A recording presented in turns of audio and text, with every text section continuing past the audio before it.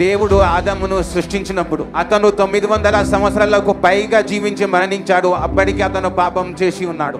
ఆలోచించండి, అతను పాపము చేయకపోతే దేవుడు అతను ఎంతకాలం జీవించాలని ఉద్దేశించి ఉంటాడు. డాక్టర్లు చెప్తారు 40-50 సంవత్సరాలు వచ్చినప్పుడు ఇది పని చేయడం తగ్గుతుంది, ఆ అవయవం బలహీన పడుతుంది అని.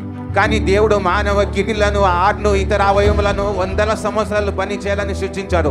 అది ఆదాము పాపములు పడినప్పటికీ కూడా వారు 969 సంవత్సరాలు జీవించేవారు. అంటే మనుషులు ఆ రోజులో చాలా ఎక్కువ కాలం జీవించేవారు. ఊహించండి. కానీ మనుషులు పాపము చేయడం ఆపలేదు. అప్పుడు దేవుడు అన్నాడు, నా ఆత్మ నరులతో ఎప్పుడూ వాదించదు అని. అందుకని ఇప్పుడు మనుషుల ఆయుష్కాలము 120 ఏండ్లాగున నేను.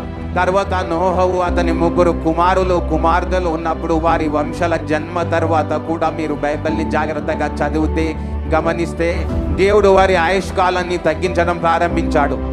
700 నుండి 500 సంవత్సరాలకు 400, 300, 200 ఇలా అది 100 ఏళ్లకు చేరి చివరికి 120 సంవత్సరాల వద్ద స్థిరపడింది.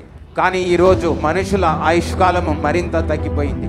ఊహించండి, మీ హార్ట్ 10,000 సంవత్సరాలు ఎటువంటి సమస్య లేకుండా పనిచేస్తుందని, మీ కిడ్నీలు 10,000 సంవత్సరాలు పని చేయగలిగేలా దేవుడు సృష్టించాడు. అప్పుడు కార్డియాలజీ డాక్టర్ లేరు, ఆర్థోపెడిక్ డాక్టర్ లేడు, ఎముకల డాక్టర్ లేడు, కంటి డాక్టర్ లేడు, దేవుడే వారికి డాక్టర్. అప్పటికి మనుషులు ఎంతకాలం జీవించారో చూడండి.